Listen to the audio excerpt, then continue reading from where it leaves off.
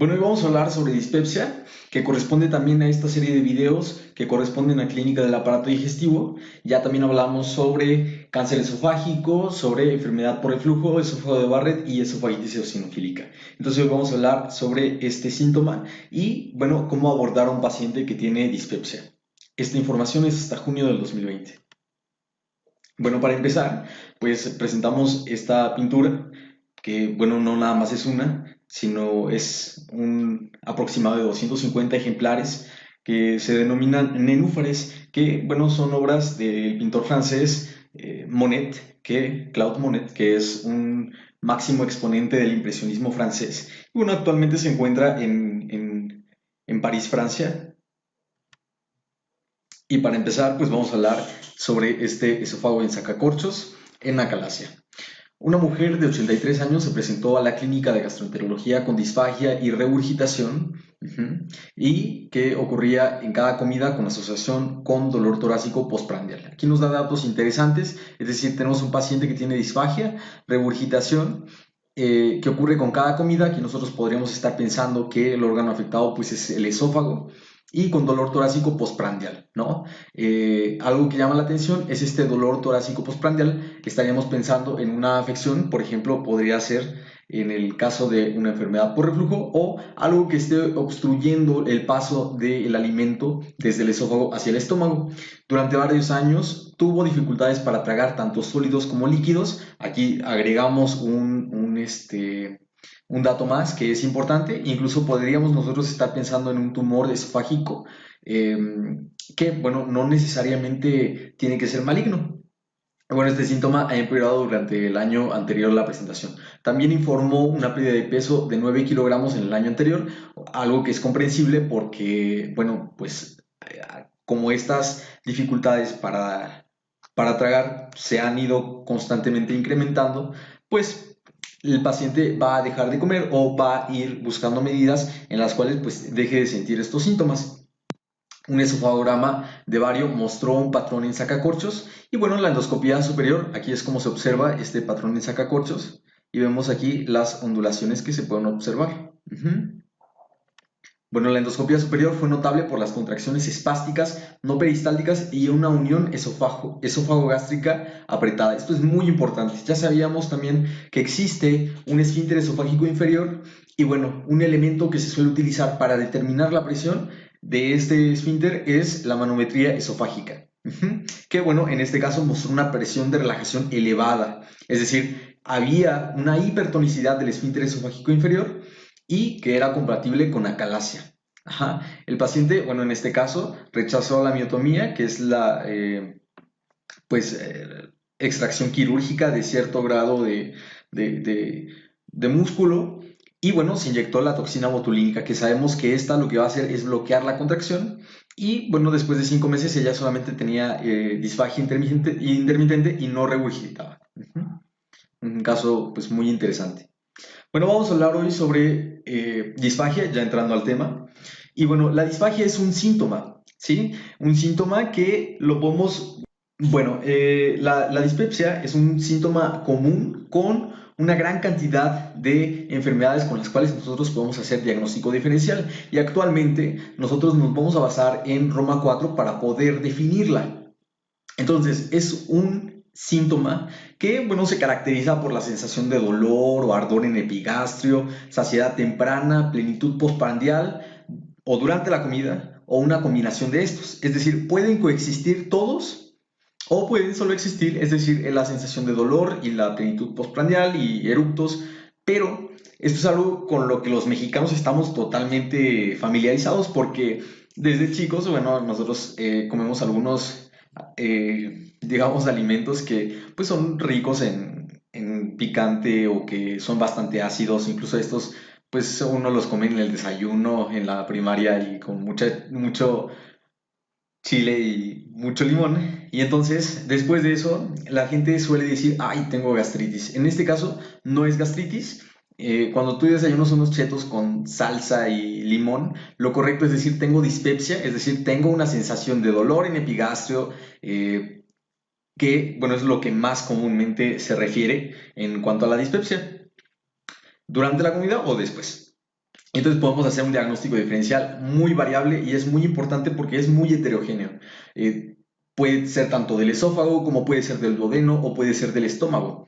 Y este es la manifestación de una enfermedad que puede ser funcional o que puede ser orgánica. Ahorita vamos a explicar más o menos qué es a lo que nos referimos. Y bueno, el síntoma más común es el dolor en epigastrio. Entonces, siempre que tengamos o que nos comamos unos chetitos con coca y es por la mañana y tenga mucha salsa y mucho limón y nos empiece a doler el epigastrio, entonces ya sabemos que tenemos dispepsia.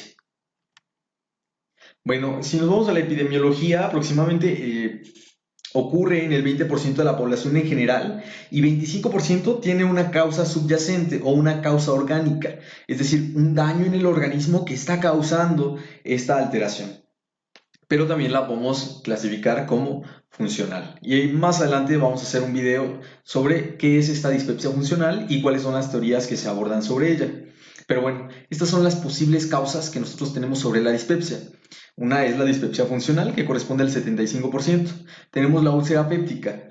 Bueno, cuando hablamos de una enfermedad orgánica es que puede ser por consecuencia de un daño que puede estar causando hacia algunas estructuras directamente. Por ejemplo, en la úlcera péptica, bueno, pues va a haber una discontinuidad y entonces este ácido clorhídrico va a estar erosionando el epitelio y de esta manera pues va a estar irritando y causando una inflamación. Bueno, los síntomas que más se atribuyen a la úlcera péptica es principalmente el disconfort y el dolor en epigastrio. También puede ser por una úlcera duodenal, pero en la clínica nosotros no podemos hacer o no es confiable determinar mediante signos o síntomas si corresponde a una úlcera duodenal o una úlcera gástrica. Esto solamente por endoscopio. Se ha descrito durante muchos libros y se ha descrito en algunas literaturas sobre cómo diferenciar una úlcera duodenal y una úlcera gástrica. No se puede hacer, es imposible. Comúnmente se decía que era por el vaciamiento gástrico después de algunas 7 horas de haber consumido un alimento y entonces este ácido gástrico iba a dañar la úlcera que se encontraba en el duodeno. Pero bueno, hoy sabemos que no. Y bueno, la úlcera péptica también se puede asociar a otros síntomas como saciedad temprana, saciedad postprandial, intolerancia a las grasas, náuseas, incluso vómito. Y entonces, eso en el caso de la úlcera péptica. Pero también puede ser la manifestación tanto de cáncer gástrico como de cáncer esofágico. Y bueno, en América casi no se suele hacer un escrutinio o casi no llama la atención la dispepsia como un síntoma de malignidad. Eso es más en algunos países donde la prevalencia es más alta y que se asocia a muchos factores que en distintas áreas geográficas comparten. En este caso, en América, pues casi no. Pero bueno, nosotros podemos pensarlo según algunos factores de riesgo, como por ejemplo la edad que aumenta el riesgo de malignidad conforme también aumenta la edad. Y bueno, este podría ser un dolor epigástrico, vago, que se localiza en hipocondrio derecho o en epigastrio y que, bueno, se puede asociar con otro tipo de síntomas como anemia, fatiga y pérdida de peso. También, por ejemplo, tenemos el uso de algunas drogas y los más importantes es el uso de AINES. Los AINES, bueno, van a inhibir a la COX, que es una enzima que lo que va a hacer es favorecer la formación de las prostaglandinas, que en este caso la PGE2 va a favorecer la secreción y el mantenimiento de la mucosa del estómago. Entonces, si hay una disminución de la formación de este moco, pues va a estar en contacto este ácido con la mucosa gástrica y entonces va a estar dañando de alguna manera. No solamente con los AINES, sino también con algunos inhibidores de los canales de calcio, metilxantina, salindronato, acarbosa, por ejemplo, la vitamina D, eritromicina, también son importantes, incluso los glucocorticoides, los IECAS. Bueno, también puede ser una manifestación de pancreatitis crónica, son unos casos pues más raros podemos hacer un diagnóstico diferencial con un dolor biliar, que bueno, aquí solamente pues sí sería un poquito más sencillo hacer el diagnóstico diferencial con este tipo de dolor, porque en este es justo después de comer, que se puede ser en hipocondrio derecho, puede ser en epigastrio, que puede ser en la región subesternal, que se puede asociar a diaforesis, náusea, vómito, después de una comida que es muy grasosa, y bueno, se asocia también con otros síntomas. Y bueno, ya decía otras causas, puede ser la manifestación de algunas enfermedades parasitarias, pancreatitis o cáncer pancreático, carcinoma hepatocelular, todavía estos más raros, la isquemia mesentérica crónica, enfermedad de Crohn y otras enfermedades infiltrativas. Bueno, y la dispepsia funcional, que también es denominada idiopática o no ulcerosa, que requiere la exclusión de otras causas de dispepsia, que en este caso pues serían orgánicas, y bueno, que no exista evidencia de enfermedad estructural que explique los síntomas. Bueno, se define por la presencia de uno de los siguientes: plenitud postprandial, saciedad temprana, dolor epigástrico o ardor, y sin evidencia de la enfermedad estructural. Eso lo abordaremos en otro video ya con más calma. Y bueno, para hacer una evaluación inicial tenemos que hacer una historia clínico, examen físico y laboratorios para abordar al paciente de una manera integral. El objetivo es identificar las características de alarma para malignidad gastroesofágica, que, bueno, requerirá otro enfoque. Bueno, entonces, primero en la historia clínica tenemos que determinar la causa. Por ejemplo, nosotros podemos hacer una historia de reflujo y de pirosis que ya lleva varios tiempo, y entonces eso puede el paciente referirlo como dolor en epigastrio, o puede ser uno de los síntomas que esté presentando, y entonces podríamos pensar nosotros en una enfermedad por reflujo. O por ejemplo, un paciente que frecuenta el uso de aspirina, que bueno, lleva pues ya tiempo consumiéndola de manera crónica.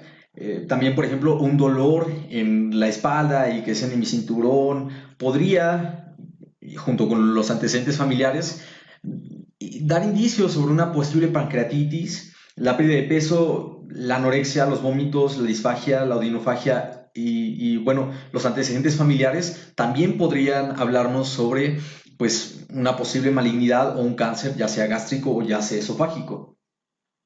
Por ejemplo, también nosotros podríamos hacer un tipo de diagnóstico diferencial en el caso del dolor biliar. En este caso, pues que se alivia a los 30 minutos o a la hora, que se irradia la espalda, que sea después de una comida copiosa. Y bueno, todo esto es importante preguntarle al paciente para así nosotros determinar cuál es la causa y nosotros pensar probablemente si es una causa orgánica, y de esa manera pues abordar de una mejor forma al paciente.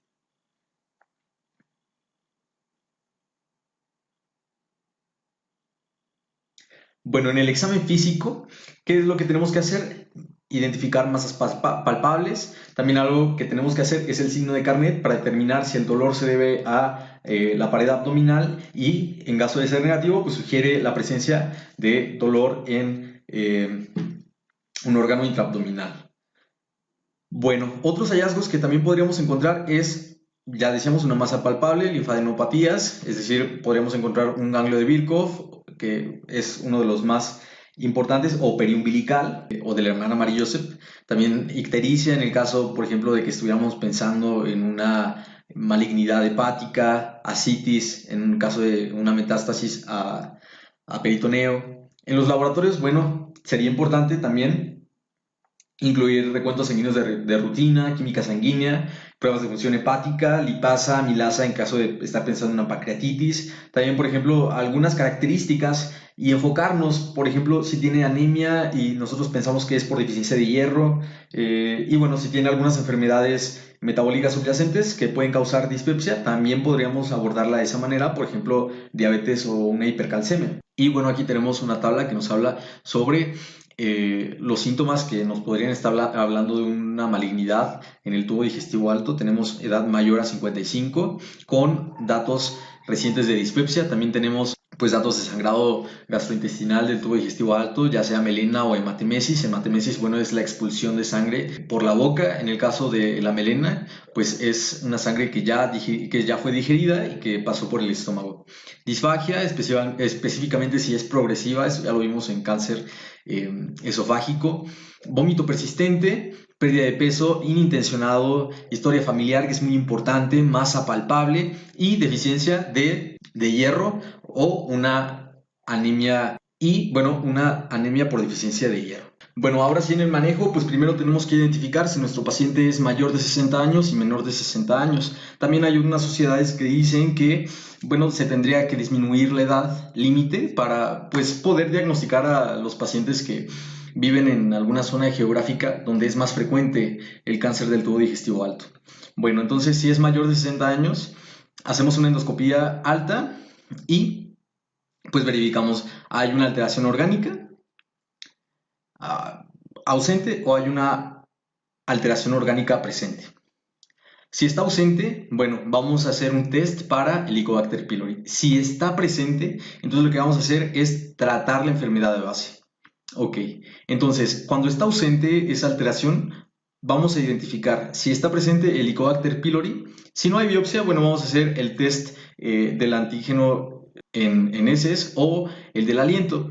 También podemos hacer en la biopsia y determinar si está presente o si está ausente. Si está presente, bueno, vamos a erradicarlo. Si está ausente, vamos a tratarlo como si fuera una dispepsia funcional. Y bueno, ya que hacemos estos tests, vemos si está presente o si está ausente. Si está ausente, bueno, lo vamos a tratar como dispepsia funcional y si está presente, lo erradicamos.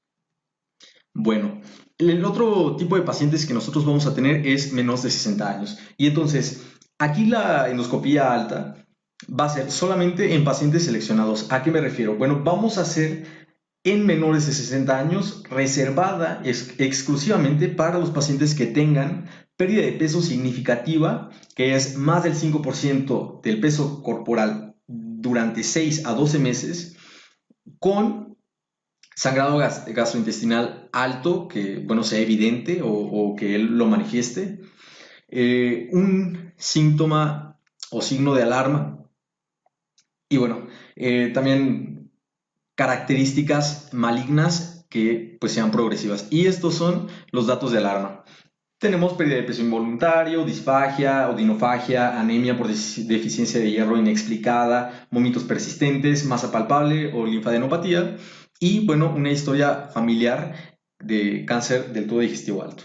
Ok, entonces, ¿cuándo identificamos una enfermedad orgánica que está presente? Bueno, vamos a tratar esa enfermedad orgánica. Cuando está ausente, ¿qué es lo que vamos a hacer? Bueno, vamos a identificar si en la biopsia está presente, vamos a erradicarlo. Si está ausente, vamos a tratarlo como si fuera dispepsia funcional o con inhibidores de bomba de protones. Y si no está lista, bueno, o si no obtuvimos o es un paciente que no cumple los criterios para hacer una endoscopía superior, bueno, pues vamos a hacer un test de aliento o un test de antígeno en heces y entonces determinamos si está presente, bueno, la erradicamos y si está ausente, vamos a tratarlo con IVPs de 4 a 8 semanas. Bueno, ¿por qué tanta insistencia con el Helicobacter pylori? Bueno, porque este es un factor etiológico que se ha considerado para la enfermedad ulcerosa péptica. El tipo de detección depende. Si ya hicimos una biopsia, pues de una vez la determinamos de esa manera. Si no es candidato a biopsia,